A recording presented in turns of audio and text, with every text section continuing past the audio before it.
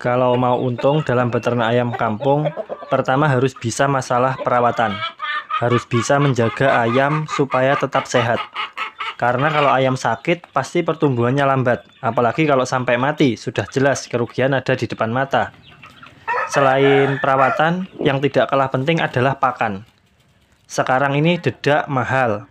Per kilogramnya bisa mencapai 6.000. Jagung giling juga mahal, bisa mencapai 8.000. Misal mau pakai pakan full pur pabrikan juga pastinya mahal juga. Lalu bagaimana cara kita menekan biaya pakan?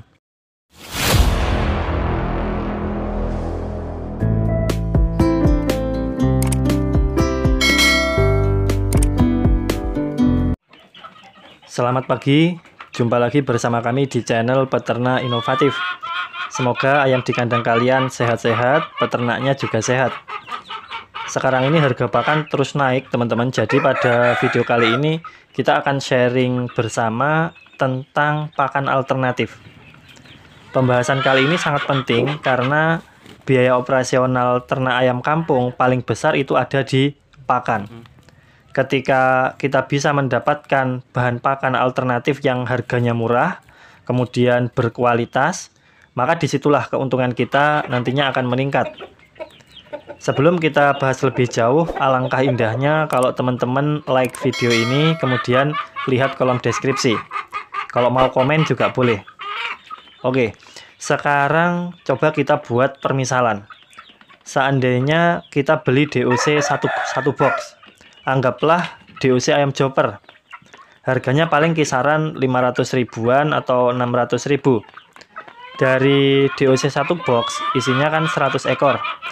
Kita ini akan menghabiskan pakan kurang lebih 4-5 sak sampai panen itu. Misal harga pakan per saknya itu 500 ribu, maka untuk biaya pakan kita akan habis 500 ribu kali 5, totalnya kurang lebih 2,5 juta. Harga DOC tadi kan 500 ribu satu box, sedangkan harga pakan itu habis 2,5 juta. Artinya apa? Biaya operasional ternak ayam kampung 80% ada di pakan. Itulah kenapa ketika kita bisa mendapatkan bahan pakan alternatif yang harganya murah, kemudian kualitasnya bagus, hampir bisa dipastikan keuntungan ternak akan jauh lebih besar. Permasalahannya sekarang adalah harga dedak sekarang semakin mahal juga. Harga jagung juga mahal. Harga pur pabrikan apalagi. Oke, kemarin kita sudah membuat video tutorial cara memancing lalat BSF di alam liar.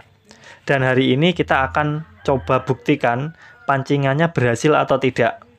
Kemudian jika sudah berhasil, sudah ada lalat yang bertelur di situ, apa yang harus dilakukan? Nah, ini kalau kita perhatikan sudah ada beberapa yang bertelur teman-teman. Coba kita lihat di bagian sela-sela kardus. Nah, di bagian sini ini tertutup ya, ada telurnya. Coba kita cari yang lain. Nah, di sini ini juga ada telurnya ini. Terlihat agak kekuningan putih di dalam sela-sela itu ada telurnya. Dan kalau kita perhatikan ini ada beberapa yang sudah menetas. Kameranya ngeblur, coba kita perdekat ya, kita perjelas. Ngeblur, coba kita cari posisi lain.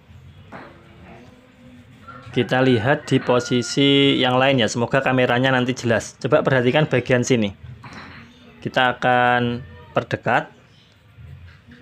Nah, ini kelihatan teman-teman. Coba perhatikan di sini ada yang berwarna putih kecil-kecil, bergerak-bergerak. Itu adalah larva lalat BSF yang baru menetas. Ukurannya memang sangat kecil. Makanya kemarin kita plastik untuk menutup wadahnya ini kita beri lubang kecil-kecil supaya nanti ketika menetas seperti ini mereka bisa turun ke bawah untuk ke media penetasan ya, mencari makan di sana. Oke, kita kembalikan dulu, kita lihat yang lainnya. Di sela-sela kayu kalau kita perhatikan ini juga ada telurnya teman-teman. Kita buka, nanti kita lihat seperti apa bentuk telur dari lalat BSF. Nah, ini dia. Ini ada yang sudah menetas, yang warnanya yang warna kuning ini belum menetas. Ini masih fresh telurnya ya, warnanya kuning, semakin putih itu semakin fresh. Nanti lama-kelamaan menguning, akhirnya coklat. Nah, ini yang agak kecoklatan ini hampir menetas. Kemudian kalau yang sudah kering, warnanya coklat kering seperti ini. Nah, ini kelihatan nggak ini? Ini adalah yang sudah menetas. Kalau sudah ada telurnya seperti ini teman-teman, langkah yang kita ambil adalah bisa kita biarkan dia menetas dan nantinya jatuh ke bawah makan media yang sudah kita siapkan, atau bisa juga kita ambil telur-telur yang belum menetas, itu kita ambil, kemudian kita siapkan wadah, kita siapkan media penetasan supaya nanti terpisah. Terserah saja, intinya nanti kalau sudah maggot itu sudah besar, sudah tumbuh, itulah baru ketika dia besar nanti kan akan menjadi prepupa, warnanya menghitam. Kalau sudah warnanya menghitam itu kita pindahkan ke kandang lalat supaya nanti saat menetas menjadi lalat dia tidak kabur. Seperti yang ada di depan kita, ini adalah contoh penampakan ketika lalat BSF berada di kandang lalat. Terlihat di sini walaupun tidak banyak ya, tetapi ada lalatnya. Kita sudah siapkan juga tempat pemancingan. Nanti, nah ini ada yang hinggap, ini lalat BSF akan bertelur di sini teman-teman. Karena di sini kita siapkan medianya.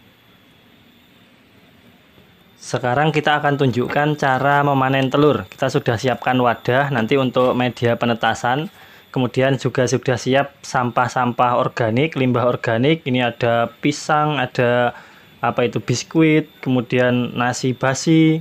Ini juga nasi basi. Jadi banyak sekali, yang penting limbah organik teman-teman. Ada roti juga, ada gorengan, semuanya lengkap. Proses panen telurnya kita skip, kita hanya mendapatkan telur segini teman-teman, tidak banyak karena ya baru memancing, belum ada 1 minggu. Kalau kita biarkan sebenarnya telur ini akan terus bertambah, tapi kita sudah panen dari sini dan sudah kita taruh di tisu. Langsung saja kita tuangkan limbah-limbah organiknya. Kita jadikan satu. Entah itu apapun ya, teman-teman bisa memanfaatkan apapun itu. Mungkin sekarang sedang musim buah mangga, mungkin banyak yang berjatuhan. Kalau ada di sekitar teman-teman itu bisa juga dikumpulkan, dipakai untuk memancing lalat BSF di alam liar. Itu sangat-sangat bisa. Teman-teman bisa memakai metode yang sudah kita contohkan seperti kemarin itu. Intinya usahakan memakai bahan-bahan yang gratis teman-teman. Jangan sampai kalian beli. Karena kita tujuannya untuk menekan biaya pakan ayam. Kalau kita bahan untuk budidaya maggotnya itu beli, ya otomatis nanti kita tetap akan rugi. Intinya pakai yang gratis, manfaatkan limbah.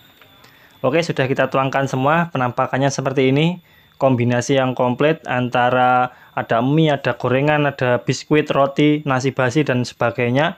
Ini makanan yang sangat bagus untuk maggot, pasti cepat besar. Kalau sudah seperti ini tinggal kita taruh saja telur lalat tadi, kita taruh di atasnya teman-teman. Kita berikan ini penghalang seperti ini supaya tidak basah. Karena kalau telur ini basah nanti dikhawatirkan malah gagal menetas. Kita ikuti saja seperti lalat BSF. Lalat BSF kalau di alam liar kan mereka bertelur juga tidak langsung pada medianya. Dia mencari tempat yang kering, kemudian nanti setelah menetas barulah larva itu akan mencari makanan yang ada di sekitarnya. Kita setting seperti itu. Ini sudah jadi teman-teman, dan ini tinggal kita biarkan saja, nanti dia akan menetas dan turun ke bawah untuk makan media yang kita siapkan. Sekarang kita punya 2 media pemancingan. Ini kita biarkan di tempat terbuka seperti ini, maka tidak menutup kemungkinan nanti lalat BSF liar juga akan bertelur di sini. Kita sudah siapkan juga tempat bertelurnya, itu pakai kayu. Maka ini sangat memungkinkan nanti ketika maggotnya sudah tampak menetas itu jauh lebih banyak. Tapi kelemahannya kalau tempat pemancingannya kita biarkan terbuka seperti ini, nanti lalat jenis lain juga bisa bertelur di sini. Tapi sebenarnya itu tidak masalah teman-teman, karena ketika lalat jenis lain juga bertelur di sini, itu siklusnya berbeda. Lalat BSF itu dia akan siklus menjadi lalat itu butuh waktu 20 hari lebih. Tetapi kalau lalat-lalat jenis lain itu biasanya lebih cepat. Jadi ketika bercampur, nanti larva lalat, misalkan ada larva lalat hijau. Larva lalat hijau ini akan menetas, kemudian dia akan menjadi lalat hijau itu paling 10 hari atau 2 minggu lah paling lama itu sudah jadi lalat. Sehingga di situ yang tersisa nanti ujung-ujungnya ya tetap larva lalat BSF saja. Nanti kalau sudah telur lalat itu menetas menjadi maggot dewasa, kemudian mulai berubah warna menjadi hitam, itulah saatnya teman-teman memasukkan ke kandang lalat.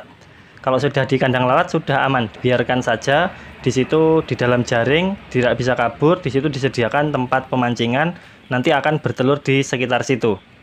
Oke teman-teman, selamat mencoba, semoga bermanfaat, semoga berhasil. Ini bisa menjadi salah satu alternatif biaya pakan yang sangat murah karena kita memanfaatkan limbah gratisan. Kurang lebihnya kami mohon maaf, tetap semangat dan sampai jumpa di video berikutnya.